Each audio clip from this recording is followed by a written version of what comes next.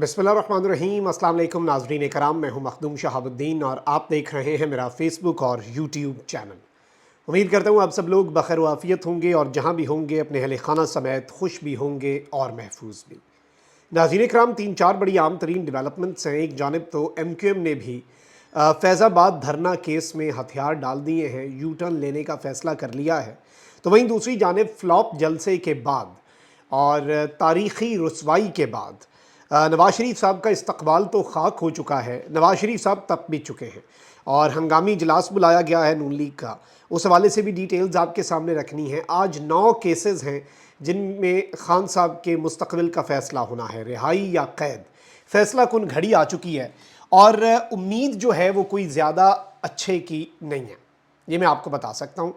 और ये भी इत्तलात आ रही हैं कि खान साहब ने 2 लोगों को जवाब दिया है और ये 2 लोग जो हैं मुबैना तौर पे ये कासिद के तौर पर आए थे और किन बातों के ऊपर, किन मामलात के ऊपर गुफ्तगू करने की कोशिश की गई और क्या इस वक्त ख़बरें मिल रही हैं, जिसके बाद पाकिस्तान तहरीक इंसाफ और इमरान खान साहब जो हैं उनके लिए मुश्किलात बहुत ज़्यादा बढ़ाई जाएंगी अब।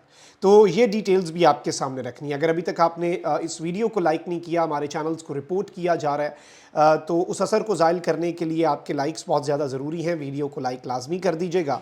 नाज़रीन इकराम, एक तस्वीर वायरल हुई और एक इंतहाई छोटे से और पुराने और बड़ी अजीब सी हालत वाला एक सेल है। उसके हवाले से ख़बरें आ रही थीं कि ये इमरान खान साहब को इस सेल में रखा गया है। जब हमने इस चीज़ को क्रॉस चेक किया और कुछ इंडिपेंडेंट सोर्सेज से और जो एक न्यूज़ वेरिफिकेशन होती है, जब ऑनलाइन वो की तो पता चला कि ये तस्वीर फ़ेक है। ऑब्वियसली ये गर्दिश कर रही है, लेकिन ये अमेरिका के एक बदनाम ज़माना जेल का सेल है और इस सेल को देख के बहुत से लोग तड़प उठे कि इमरान खान को इन हालात में रखा गया। तो यहाँ पर एक अच्छी खबर तो ये है कि ये सेल इमरान खान साहब का नहीं है जिसकी तस्वीर सोशल मीडिया पर चल रही हैं।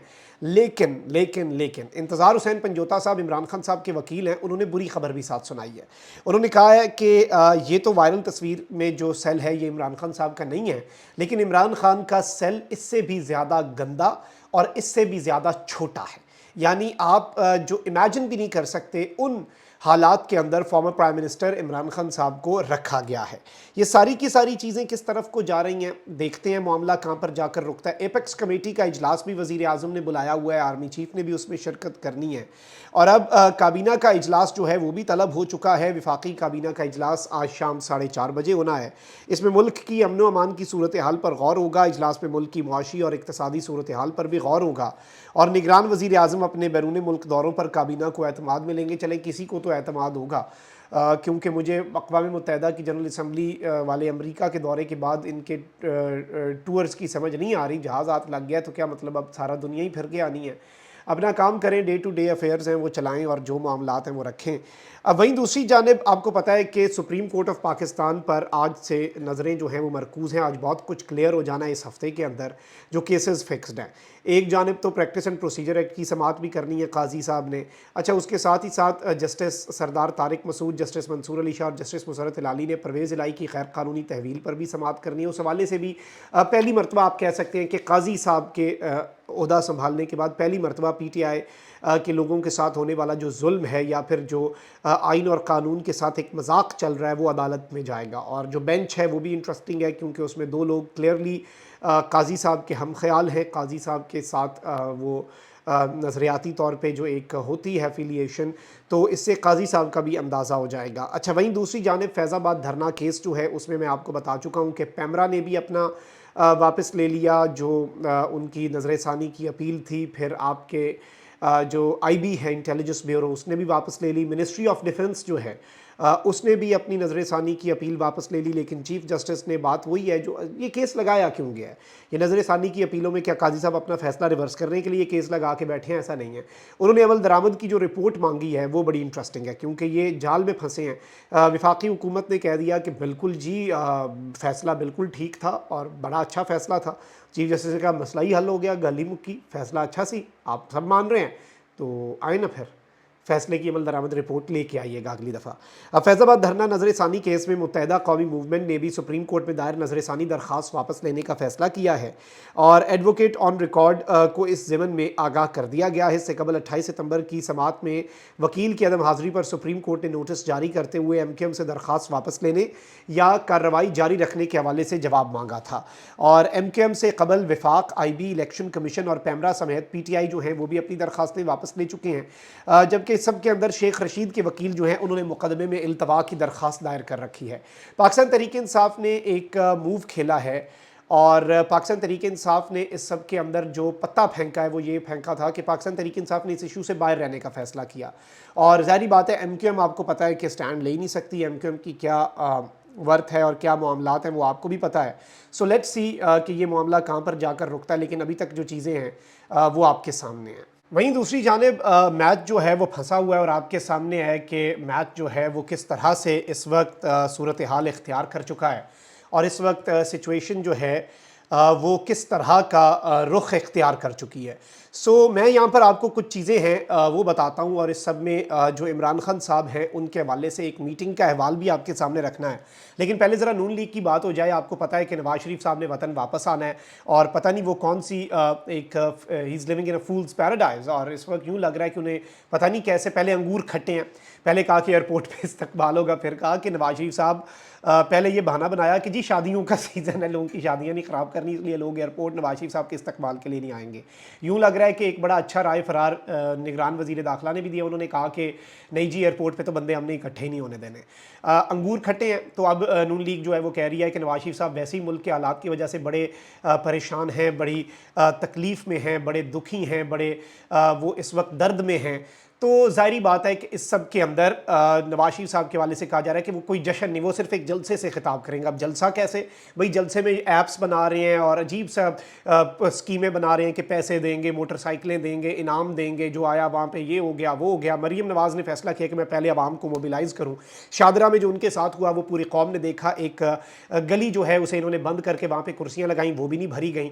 ड्रोन फुटेज के अंदर रात को लाइटों का सहारा लेके, मतलब कुछ होता तो लाइटों का सहारा लेके वहाँ पे आप कोई एक वो बनाते नैरेटिव या फिर जो भी, और इसमें फिर जो लोगों ने ऊपर जैसे कहते हैं सोने पे सुहागा, तो वो लोगों ने कर दिया काम। लोगों ने नून लीग का भुरकस निकाल के रख दिया। नून लीग जो है उसके साथ जो लोगों ने वहाँ पे स्टेटमेंट्स दी, हम वो वीडियोस आपके सामने दिखा चुके हैं। ऑल दो वो मीडिया नहीं दिखाएगा। अरबाब इख्तियार को बड़ी बुरी लगती है कि वो जो एक नैरेटिव बनवाना चाह रहे हैं उसकी वो नफ़ी है, लेकिन हकीकत यही है।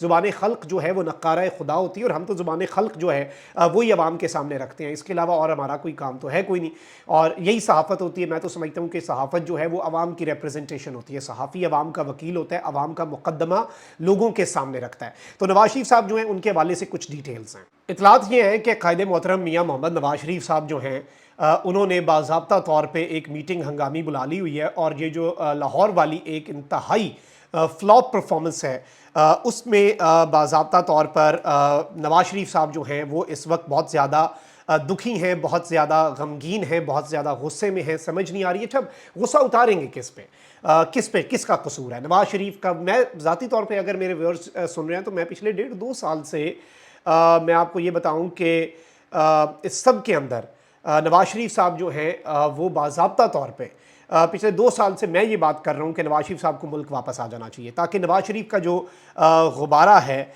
उसमें से कम अज़ कम हवा निकल जाए। और वो जो एक इन्होंने नैरेटिव बनाया हुआ है कि मियाँ जदों आवेगा तो लग पता जावेगा, तो वो सारी की सारी चीज़ें जो हैं वो आपके सामने हैं। अच्छा, अब एक जानिब तो ये जो इजलास है अब इसके अंदर पता नहीं ये क्या फ़ैसला करते हैं। मज़ामती बयानियाँ पहले ही ये दफन कर चुके हैं, बाजवा और फैज़ वाला मामला अल्लाह पे छोड़ चुके हैं।